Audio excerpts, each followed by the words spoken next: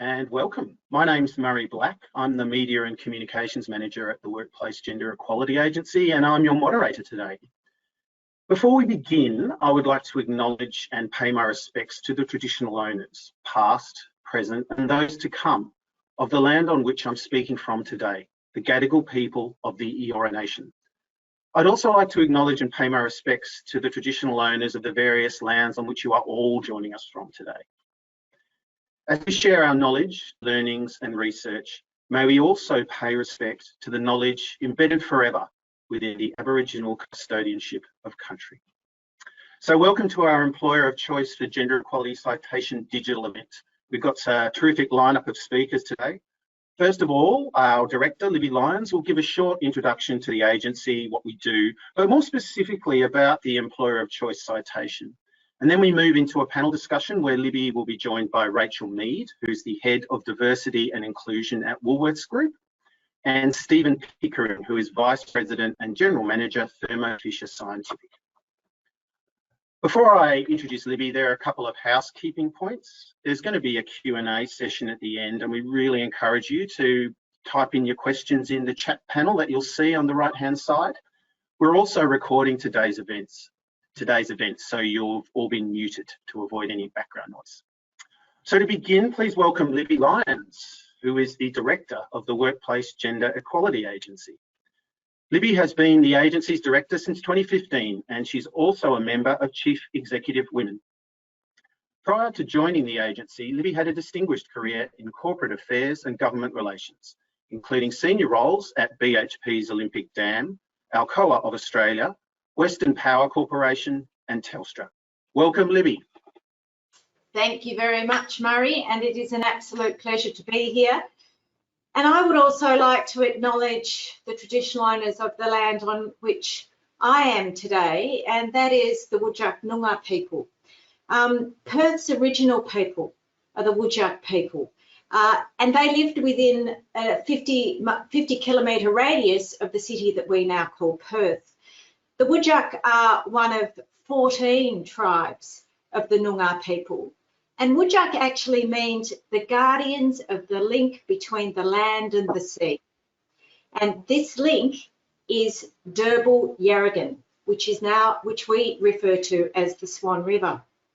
Interestingly, once a year, the Whadjuk people would travel along Derbarl Yarragon and meet at Walyalup, which we call Fremantle now, to celebrate the country and the waterway that they cared for and really is the lifeblood of the city of Perth still today. So really would like to acknowledge the Whadjuk Noongar people. They are very important to Perth. They're very important to our state of Western Australia. Thank you all for joining us today. It is a wonderful celebration, you know, at the end of a very trying 12 months for many employers and employees to come together to be able to share and celebrate the achievements of our employers of choice this year is absolutely a huge thrill for me. This year we welcome 17 new employer of choice citation holders who joined the 119 from the 2019-20 period.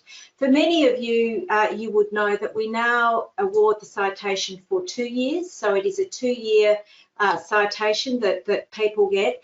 And so 119 received the citation last year, 17 new citation holders this year, taking it to a total of 136.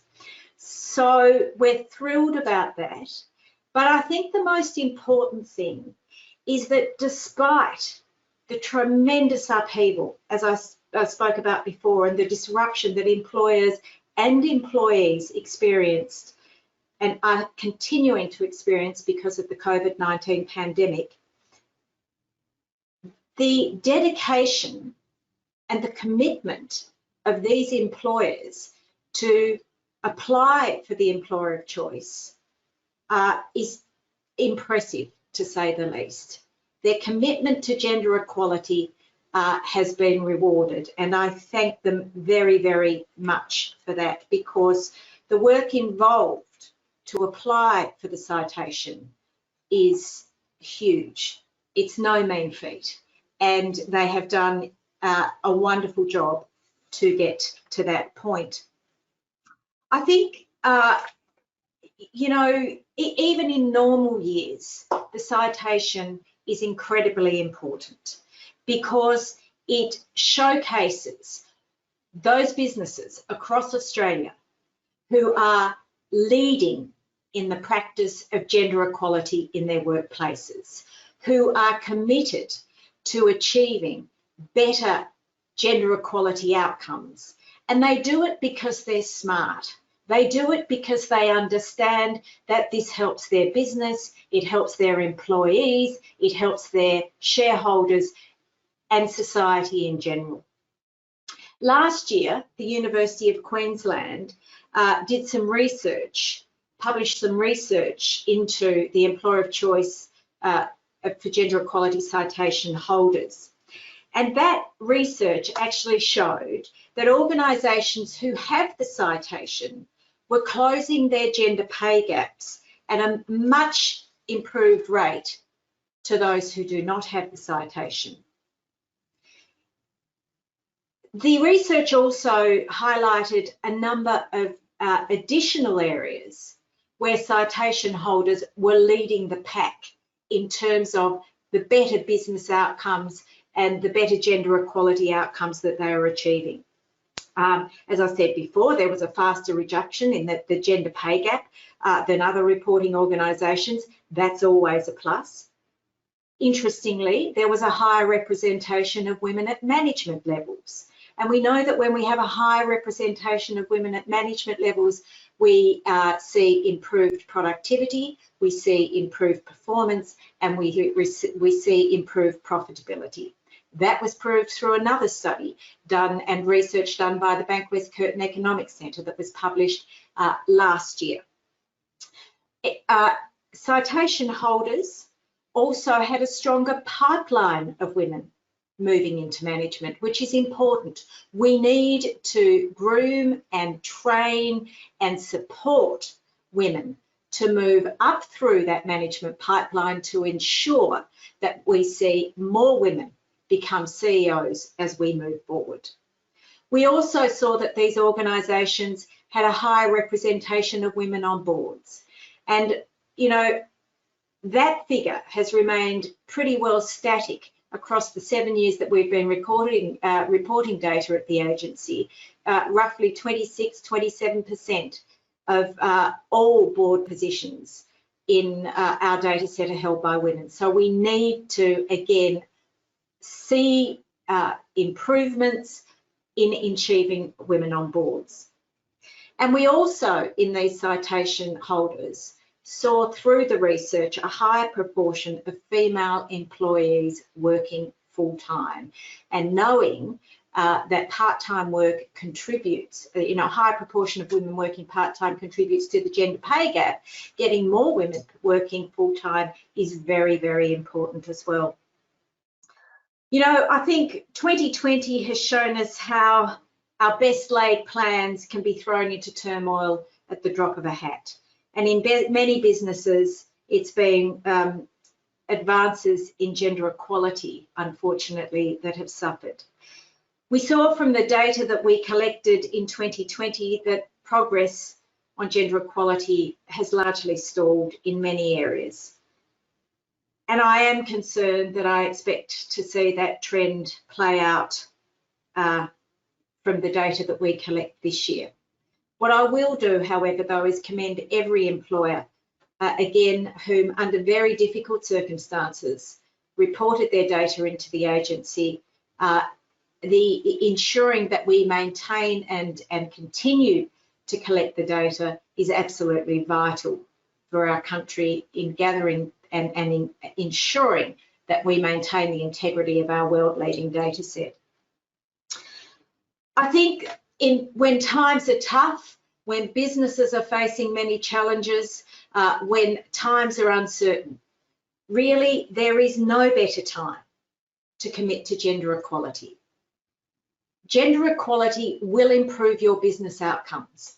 So if you want to remain competitive, if you want to remain ahead of the pack, you must commit to gender equality. You must put policies and strategies in place and plans in place and make people accountable for positive outcomes so that your business will stay ahead of the pack. That is important. That is my lasting message to you. Thank you again for joining us today, but more importantly, huge congratulations to all the citation holders for this year. Your commitment, your hard work is most certainly paying off and will continue to pay dividends for you, your staff, and your shareholders. Thank you, Murray. Thanks, Libby. Before we move to the panel discussion, just another reminder to send those questions in through the chat function. So today, joining Libby on the panel, we have two other panelists. Rachel Mead, who's the Head of Diversity and Inclusion at Woolworths Group. Rachel has worked in a variety of operations and people and culture roles throughout her career in retail. Rachel believes that diversity is a strength and she's passionately committed to ensuring Woolworths Group is a truly inclusive place to work. Welcome, Rachel. Thanks for coming on board today. And we also have Stephen Pickering, who's the Vice President and General Manager of Thermo Fisher Scientific. Stephen qualified in electronics engineering with the Royal Navy in 1983 and later specialised in systems engineering. He was then seconded to NATO and located in Norway, running the nuclear deterrent systems for Europe over a 6-year period. So no pressure then, Stephen. From NATO, he was redeployed to the UK Home Office, working in the area of security and anti-terrorism. Pretty low pressure as well. He then moved into Thermo Fisher Scientific in 2003, starting off in sales, before moving into leadership roles in the science and life science sector. Stephen is a member of the Neurological Leadership Institute, and a focus on leadership development through brain-based science drives his learning in new approaches to people development. Thanks, Stephen.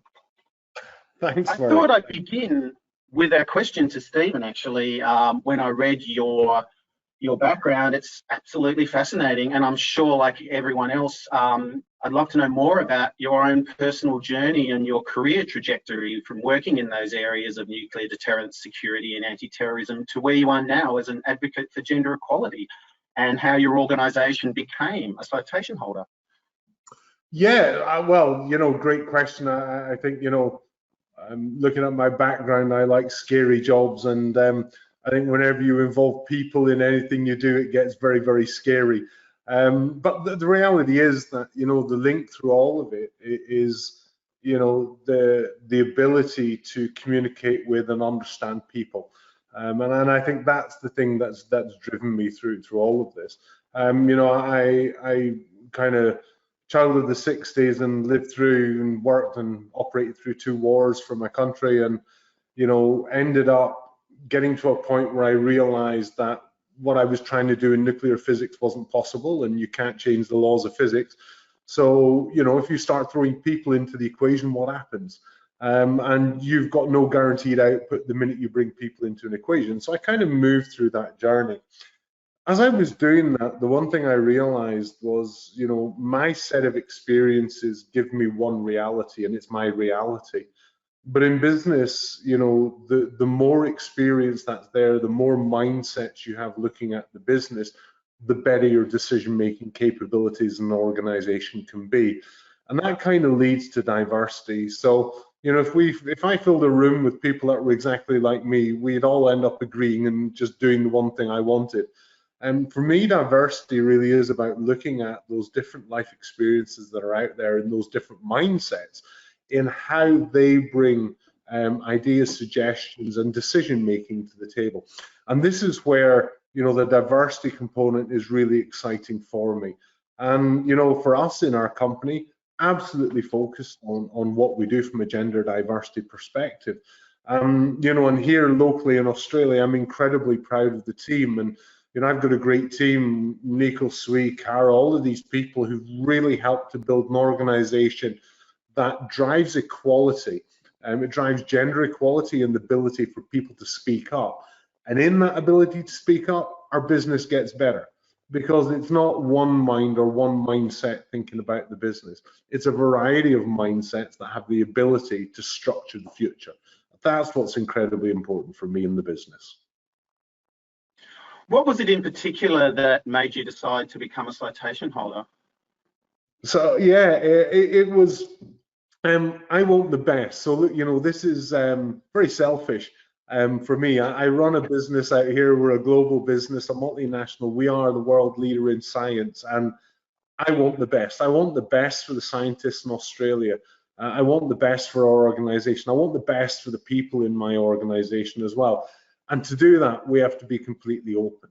And we have to have that broad mindset approach to what we do. So for me, driving forward, having the citation itself, it's really nice. And believe me, it's a massive medal and an accolade to hang on the wall. It really is.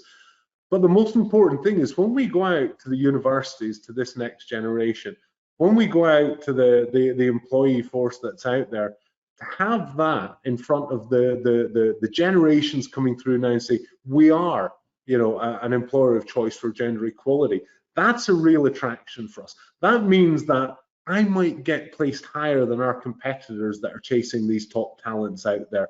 It means that we're opening up to maybe more opportunities at a higher level with the high performing females coming through as graduates now. And look, I've actually seen this. You know, our team initiated, and Cara and Anouk initiated this huge focus around graduate program. And if I look at our last 2 years intake of graduate, predominantly female and incredibly high performing. That's what I want for the business. I want to see that when I leave, I've got the next 20 years for our company lined up. I've got the future of our organization, of our people set in how we do that. And that's why it's really important for me. Thanks, Stephen. I'll move over to you, Rachel. As we've already said, this is the first year that Woolworths has become an employer of choice, and you're also the first major food retailer to become an employer of choice. So that's great for all of us, and congratulations. Why was it important for Woolworths to achieve the citation, and did the process of applying for it lead to improvements in your gender equality outcomes? Thanks, Murray. Look, I think there is no doubt that applying for the citation leads to improvements. And for us, I really agree with what Stephen has said. Actually, I don't know if you noticed, but I was nodding all the time, pretty much through everything that you were saying, because, you know, the citation is wonderful. To achieve that is wonderful. To have the recognition is great, actually. But for us, the real benefit has been working through the process of application, because what that does is it enables you to really kind of turn your mind to where the real issues are and gives you an opportunity to focus, but it also gives you a framework. So, you know, you are working through essentially improving gender equality within your organisation, and to have a framework to work from and to logically be able to work through that and think about where the issues lie, think about where your strengths are and capitalise on them, but absolutely focus on what we need to fix and what we need to change. So I think achieving the citation is wonderful, but we've derived much more benefit from actually going through the process and working through that framework. It's been incredible, actually. I think for Woolworths Group to go through this process. And then, yeah, Rachel, I mean, I take my hat off to you. Know, you have got a huge organisation, one of the biggest employers in the country, and for you to do that's just a massive thing to do. Congratulations and well done to you all. Thank you. It's a huge team effort. We're a big team, and it takes a really big team effort to be able to work through everything. Yeah, thanks, Rachel. I know we were talking before that you were saying that you decided to take quite a systemic approach when you were looking at the citation. And so, what have been the benefits? I think you're saying there's been real benefits, particularly in the areas of recruitment and talent identification. Yeah, absolutely. And when I talk about systemic, I'm really talking about thinking about, I guess, changing the way that we think about gender equality altogether. So we really had a big shift a few years ago, and previously there'd been significant effort put towards gender equality, and a lot of it though was targeted kind of at women. And you know, people really want to make a difference and they try very hard, but it's very important that that effort is focused in the right way. And so I think first step for us really was to look inwards and really look at our data and understand actually what is this telling us, and not only kind of lag indicators. So I think people often focus on things like representation of women at certain levels within the organisation, and that's important, but that's a lag indicator that you're already there. It's not really telling you what got you there. And so for us, shifting our focus to looking more at lead indicators, really identifying what they were, thinking about then what is the real root cause of that issue, and not being distracted by things that weren't fact-based. So not being distracted by people's opinions about why women weren't progressing or weren't promoted. We took a really systematic view and said, well, okay, this data tells us this, what's caused that? And in the vast majority of cases, what we found actually was that they were systemic issues that we could then address. And so if you want to make progress, you've actually got to be solving the right problem. I think you've got to know what that problem is and then focus your attention and effort on that problem if you're going to have any chance. I think as well, when I think about fixing things at a systemic level, you're absolutely right, Murray. We found definitely areas to improve our kind of talent management processes. And one of the ways that we did that actually was to really work through and think about how do people move throughout our organisation. So what are the steps that people take, and then what are the choice points along that way that, you know, allow people to progress or don't allow them to progress. And then by making small changes to the way that we do things, implementing things like systemic nudges, inclusion nudges into our processes, we were able to immediately have an impact. And that's quite powerful when people can see that you're changing a process or you're changing a system, and that has an impact almost immediately on, you know, things like career progression for women. I think it really motivates people, and they're like, oh, actually that wasn't that hard, was it? We could probably keep doing that. And I think for me, one of the third benefit and the standout benefit of addressing things at a systemic level is that you're creating sustainable change. You're not relying on, you know, single people or, you know, people who are very passionate to push this agenda forward. Actually, we're creating change in a really sustainable way. We change a process, then that process, we follow that from there on in. And it's how you kind of embed that change through a very large organisation, because we would have absolutely no hope of doing it in any other way. Thanks, Rachel. Just a reminder to send your questions in. We're already getting a few in, so I'll ask a question which is coming from our audience to both Stephen and Rachel. And Rachel, you've kind of, I think, touched on this a bit in your answer already, but what do you think your organisation does differently in your effort towards gender equality? Rachel, please go ahead. No, you go. It's your turn. Okay, so yeah, look, I think it's a great question, and you know, there's been a journey around diversity and inclusion for a few years now, and it's an evolving space. But I think intent is a key one, and I think Rachel touched on the intent there. But for me, it's intent with drive behind that as well. I think if what we do is to sit down and push out diversity and inclusion training and gender equality training, you know, it's great. You get the organization through it, as most corporations do. You do this every year. But what's actually picked up on that? For me, what's important is how do you lift an organization from an inclusion perspective throughout the operating principles of the year, as opposed to being a one-time stop where you say, you've got to sit down and make sure you understand this. And I think that's where it becomes really important. So, you know, how do we make that difference? I think the intent is absolutely there to raise an inclusion level in the operation, as opposed to just the recognition and the understanding. And I've got a role to play in that. You know, for me, it's important that this isn't something I just say, but this is something that I actually do and I demonstrate visibly across the organization. And if I'm not doing that, then I don't see why anyone else in my organization should be doing that either. And some of those are simple things, you know, Murray, and for me, it's about having the ability as a leader in the organization to be open visibly to challenge. You know, and I've got senior leaders and I've got junior leaders in females in my organization. But for them to be able to challenge me openly in discussion around what we're doing with the business and where we're going, and to raise ideas.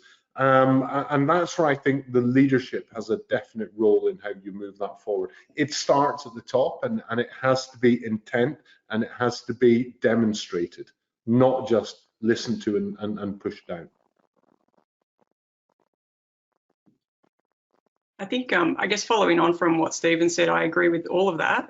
In addition to that as well, obviously addressing it at a systemic level has been a game changer for us. And I think the other thing that stands out for me is we've also harnessed the power of our people. You know, we understand, you know, within the organisation that actually our diversity is a strength, that it has enabled us to react and respond to COVID, for instance. We've made much better decisions as a result of the diverse teams and that diversity of thought that's been created in those forums. But we've really also engaged our team and got them involved in co-creating a lot of these solutions as well. So I think I agree with Stephen. I think leadership, sponsorship and role modeling, and absolutely it's not about just what they say, it's about what they do and how they behave every day. I think it's addressing things from a systemic perspective and looking at the entire system and how do people move throughout the system, what are our norms that we have, and then it's about harnessing the lived experience of people who are actually impacted by this. So, you know, really working with women and understanding from their perspective what are the barriers, not what we think are the barriers, you know, because they can often be two really different things. Yeah, no, and Rachel, you raise a good point. I mean, 2020 has been a difficult year with COVID. For our organization, we had to step up very, very quickly because this is the world we operate in. And, you know, I have a female senior leader in my business who took charge, took control, and immediately started working with the government of Australia and looking at building a safety plan for the country. And then from there, a return to work. Now, her standing in that, you know, actually, I stood to the side as she came forward and actually took that leadership because she knew where we needed to go. And it was great for our organization to see that as well. And there's that demonstration as you go through the difficult times as well. Yeah, thank you. Libby, I might bring you in now. You mentioned in your introduction about the University of Queensland research, which showed the impact of the employer of choice citation. I mean, why are programs like the citation so important in improving gender equality in our workplaces? I think for all of us, we're all human. We love role models. We love to see the great things that people do. And most of us are motivated by positivity, not negativity. And I think that being able to see in a very practical way the sorts of initiatives and the sorts of changes that are being made across many different organisations and industries provides incentive and example for other organisations in the various industries that our employers of choice are represented. I think the one thing that has become blatantly obvious to me over the 5.5 years that I've been director of the agency is that collecting the data, understanding your data, doing deep dives into your data to find out where your problem areas are, as Rachel has so eloquently put it before, and addressing those issues is absolutely vital. But what it has also done is it has driven competitiveness across industry. So the minute that, you know, I think it's absolutely wonderful, for instance, that Woolworths, as the largest private employer in the country, that Woolworths have received the citation. They've worked jolly hard to get there. I know that for a fact. I've met with the CEO on a couple of occasions, and you know, his commitment and dedication, as we see with Stephen and others, it's got to come from the top, and it has been That drive has been there, that commitment has been there from the CEO and the board of Woolworths. And what I hope to see now is that some of our other major food retailers sit back and think, gee, if we don't do something here, Woolies are going to start getting the creme de la creme of all the employees that are looking for a job in this industry. So I think, you know, the role modelling, the examples of leading practice, the solutions, and talking openly about the things that have worked and the things that didn't work and the things that needed attention, and the problem areas that people have, speaking wisely and speaking openly about these things. Plant ideas, plant seeds, and in competitors and in others, in other businesses, but they also provide them with an incentive to move forward and do similar things themselves. So that's the importance. Aside from the fact that you will see better outcomes anyway, and the UQ report absolutely proves that. The Bankwest Curtin Economics Centre, you know, first time ever we found a causal link between increased women in management and improved productivity, performance, and profitability. These things, they're all there. It's now just time to grab a hold of them, put your plans in place, get your people on board, and make it happen. Thanks, Libby. And thanks to everyone who's sending the questions in. This is great. We're getting quite a few questions, so please keep them coming. Libby, seeing as you're in the hot seat at the moment, we have a question for you. Do you see serious widespread efforts to really tackle the need for systemic change amongst employers? Most certainly in employers of choice. I think part of the commitment in applying for the citation is addressing that systemic change. More broadly, yes, I am seeing it. I think it is in many ways easier for larger employers to be able to address the systemic problems that they have within an organisation because they have greater resources to be able to do that. I think for smaller organisations, it is a little tougher, but in some ways, addressing those systemic issues should be easier as well because they're not dealing with huge staff numbers as well. Is it where it should be? Absolutely not. It certainly isn't where it should be. But are we moving in the right direction? I'd like to think that we are. It concerns me that on a number of the indicators that we ask employers to report in on, we're seeing the data stall. Now, some of that could be due to the fact that we've had a very, very difficult year with the pandemic. But you know, even prior to that, I started to see and sense a feeling from employers that, well, gee, you know, we've got the policy and we've got the strategy in place. We can tick that box. We're doing pretty well. Well, no, you're not. A policy and strategy is all very well. You now have to address the issues to ensure that you are providing your employers with equal choice to a career, to advancement, to a change in job, to support them, to recognise that they are just not employees, they also have obligations outside the workplace. So it is incumbent on employers to look at this. Trust me, address it, and you will see your business improve and thrive. I can't, you know, short of, I become a bit speechless, surprisingly, about these things at times because I don't know how much more evidence employers need. The evidence, the business case is all there. It's time to get up to speed with that evidence and that business case and apply it in your own organisation. And trust me, you will put things in place that won't necessarily work for your business. That's okay. Failure helps us learn. Failure should also motivate us to move forward and try something different so that we are meeting our obligations to our shareholders, our owners, our employees, and our country. So can I add on to that, Libby? Because this is something I feel really strongly about. It's interesting, and we say, look, we've come a long way, and I absolutely agree with you. And I've lived and worked all over the world. I spent time in Russia, China, Africa, Middle East, all over, and we've come a long way. But what worries me is complacency. And let's think about this. Emily Pankhurst, and you probably know her, fought for the right to have a vote. That's 100 years ago. It's only 100 years ago. 100 years ago, women were not allowed to vote. Have we come a long way? Yes, we have. How disgraceful is it that it's taken 100 years to get to where we are?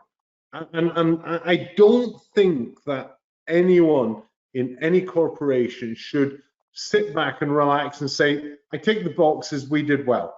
Yeah, we've come a long way in the last couple of years. We've come a long way, but have we gone far enough? And the answer, I think, is probably no. So yeah, I think let's, I absolutely do think, it's great, let's move it forward. But for those CEOs and for those company leaders who are out there that are sitting down saying, yeah, it's okay, we did that, we're good. Rethink what you're doing there, because it's just not good enough, I think. No, you're quite right, Stephen. And from a personal perspective, I look at the fact that my grandmother was the first woman elected to the Federal Parliament, Federal House of Representatives, more than 70 years ago. And I look and I think we haven't come that far at all. We haven't come that far at all. And I'll leave that statement right there. Yep, absolutely with you on that one. So, Rachel, did you want to add something? I think, yeah, look, I actually think one of the benefits of the citation is that because it continuously evolves, it actually pushes you to anyone, not anyone, but businesses will achieve this citation. And I think the ones that aren't smart will then go, oh, we did that. And then they apply 2 years down the track and find that actually things have moved on. So I can only agree with Stephen and Libby in that we are not where we need to be yet. And I think that there is so much more work to do. And what I see are the possibilities of that. And, if we can motivate the right people to really care about it and actually then do something tangible and take action to make a difference, then you can achieve anything. I mean, if I take myself back 2 years, and this is not the first year that we've applied for the citation, so we have absolutely failed previously. And what that failure taught us was that there was more to do. First up, we learned so much from the application. So I think that if people sit back and say, I've got the citation now, that's great, then they're fooling themselves, because things move on, we've got more to do, and we are always learning. And we know that we don't have an equitable society yet. So why would you stop? Let's keep going. But yeah, I think 2 years ago I would have said we couldn't get this citation. It's too challenging and too difficult. And it's amazing actually what you can achieve when you shift that mindset and you say, no, well, this is minimum requirement for us. We need to achieve this as a baseline, and then what can we do from there? I think that's helped really power and motivate people within the group to want to really achieve this. And Murray, I'll just relay a little anecdote. A year or two after I joined the agency, I received a phone call from the CEO of a large retail organisation in the energy sector, and for any number of reasons, they had held the citation and then they had lost the citation due to mergers and acquisitions and all sorts of things. And they can play havoc for a year or two when you're trying to achieve, particularly if some of the mergers, you're merging with companies that have not addressed this. So, but he called me and he said, please, can you come and see us? We need some help. We need to get this citation back. And the reason that we need to get the citation back is staff morale is rock bottom. Since we lost the citation, staff have felt quite dejected and can't understand how we could have lost it and why we could have lost it and what do we need to do to pick the citation up again. And so went and sat down with him and the team, and we worked with them over that 12-month period, and they got the citation again. And the discussions afterwards, 6 and 12 months after the citation, about how staff morale had once again really lifted because that citation was back, because the employees in that organisation knew that their senior leadership team were absolutely dedicated and committed to ensuring gender equality principles and outcomes in that organisation. So don't underestimate either, as first-time citation holders, just how excited and how proud your employees will be in your receiving this citation. It's something for everyone, and it is something to be terribly proud of. Thanks, Libby. And thanks for all the questions that are coming in. We've got a lot, and that's fantastic. We'll try and get through them all. I suspect we won't, but we'll do our best. I'll move on to the topic of the gender pay gap. And a question here, what are the top tips to address the gender pay gap? How did you address it in your organisations? Who'd like to take that one first? This could be a fairly glib answer, but promote more women into senior roles. I think that kind of number one, that's, first step is actually make sure that you've got the right, you're addressing your gender inequality issues, again, at a systemic level. So the more women that you promote into senior roles, the more, the faster your gender pay gap will reduce. And that's pretty glib. I mean, there's a lot more to do than that, but, when I think about gender pay gap, it's the end result of not doing something right. So it's a lag indicator rather than a lead from my perspective. I agree with you, Rachel, as well, and that's the surefire way of making sure that you get it right. I think the data mining is the important part as well, and being honest about what you're seeing in your data as you run those analytics as well. Because is always going to be there. Well, it's there and it's that way because of this or because of that but the reality is, when we did that and when we looked at it and we put the hard data down, and I have to sit and review it, and I reviewed it with my team, I asked the question, is this really where we want to be as an organization? And if not, then how are we going to manage that, and how do we get out of that? I think that the team have done a really good job in making sure that we are aligned there now. And yes, it's taken a couple of years to get there, but I do think that getting it aligned at the base level is critical. But to your point, making sure we've got the right level and women at the right level in the organization is absolutely critical and crucial, and that's going to help with the gender pay gap as well. And because it does exist, it is there, and we've got to make sure we change that. And I think we need to be absolutely crystal clear that the gender pay gap is very, very different to equal pay. Equal pay is something that women won the right to in Australia over 50 years ago. And equal pay dictates that if you are not paying women the same as men for doing a job of equal or similar value, then you are not meeting your legal requirement as an employer. And trust me, there are still plenty out there who are not meeting that legal requirement. Shock horror. The gender pay gap, however, has lots of other issues that feed into it, such as a lack of women in management roles, such as the fact that women take more time out of the workforce to care for family and do unpaid domestic work, the fact that women work part-time at 3 times the rate of men. All of these things feed into the gender pay gap. And I guess that, again, it comes back to the data. You have to know and you have to analyse the data for your organisation.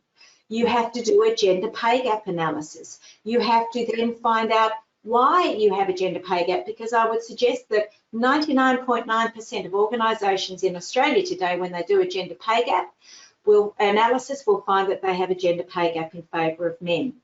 So you have to find out why you have that gender pay gap in favour of men, and there are many, many reasons for that.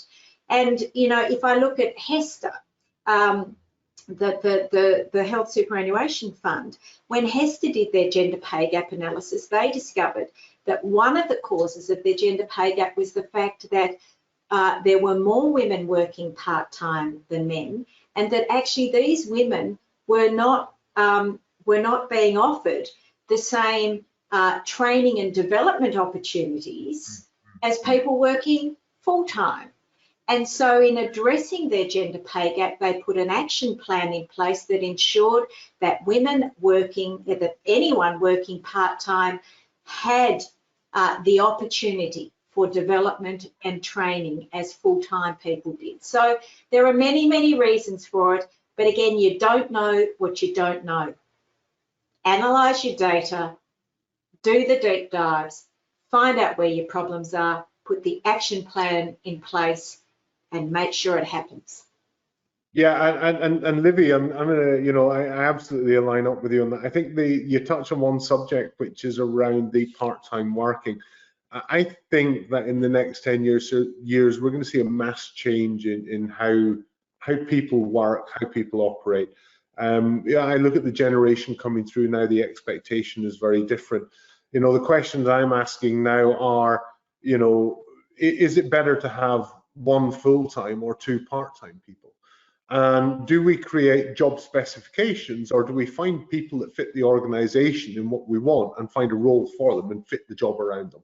Because too often I've seen, you know, where you go with a job specification, and look, face it, job specifications are male dominated, the way they're structured, the way they're written, you know, how people read them. But instead of doing that, do we actually get more benefit from having what would traditionally be one role over a standard week be two roles over part-time?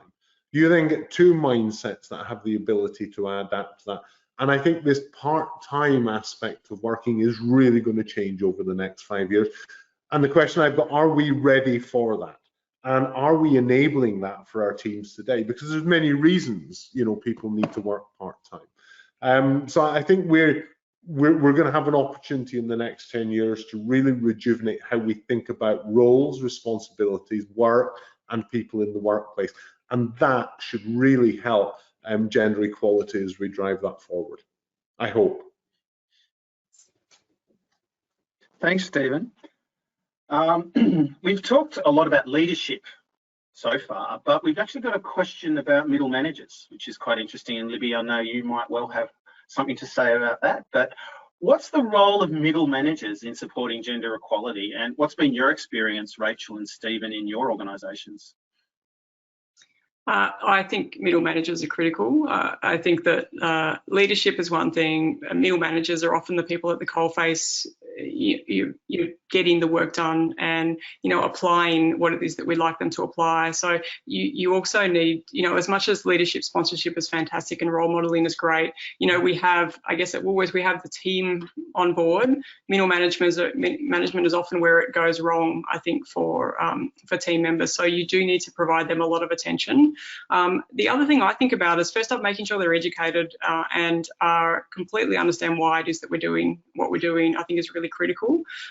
The other thing that I think about a lot is actually how do we make this as simple as possible for everybody, and that includes middle managers. So how do we help enable them to make the right choices without having to put too much effort in? You know, how do we build these systems so that actually they are inherently, you know, we're inherently reducing bias from our selection processes, for instance, by the tools that we use, the questions that we ask, what we, you know, kind of what we put in place to make it easier. So absolutely, I think you need to get them on board and they need to be motivated and understand why we're doing what we're doing. But then you also need to think about, how do I make this as simple as possible? Because middle managers, you know, middle managers make up the bulk of our managers within the organisation, and they're balancing a lot. So they are, you know, juggling many priorities, and gender equality is an important one, but it's one of multiple things that they're trying to manage. So how do we actually make it as easy as possible for them to do what is the right thing for our business, and ultimately the right thing for them and for their teams as well? Yeah, I agree, Rachel. I mean, our organisation isn't the size of yours, but I think, first of all, middle management, everybody in the organisation has got a part to play in this. I think the comment you made about breakdown generally can happen at that middle management point is because that's where you get this, if you like, the top-down push and the demarcation from management to actual execution. For me, it's about the engagement component, and what I believe in people, and I believe that, you know, nobody comes to work to do a bad job. Everyone wants to get something out of it apart from just the wages. And I feel that it's about contribution. If people feel they can contribute towards something, then they're fully engaged in how the organization runs, and they're engaged in delivering for themselves, their teams, and the organization. So how do we encourage that engagement through enabling them to make contribution to what we're trying to achieve?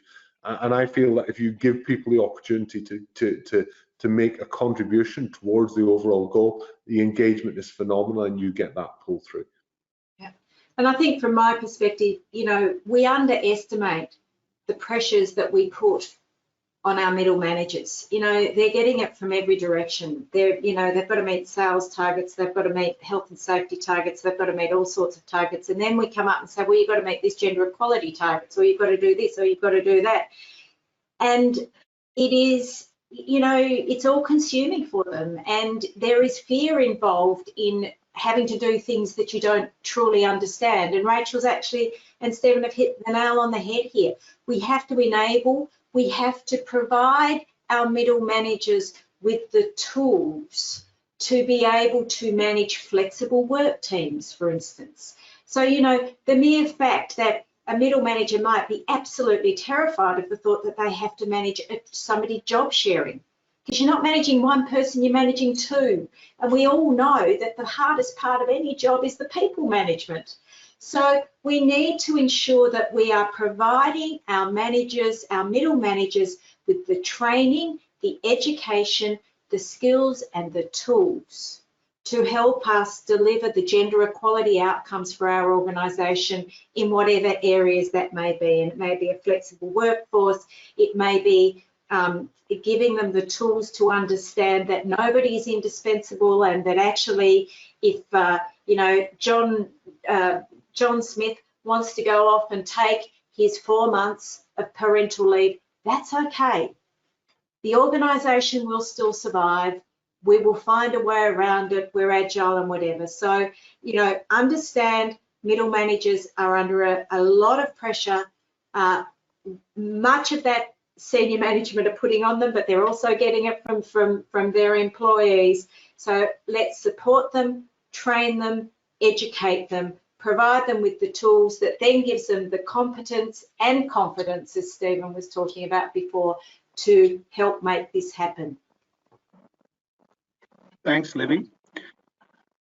Sort of a linked question, I suppose, and this is something that's always interested me when we're discussing gender equality and talking to advocates like yourselves. How did you deal with any resistance that came up to what you're proposing?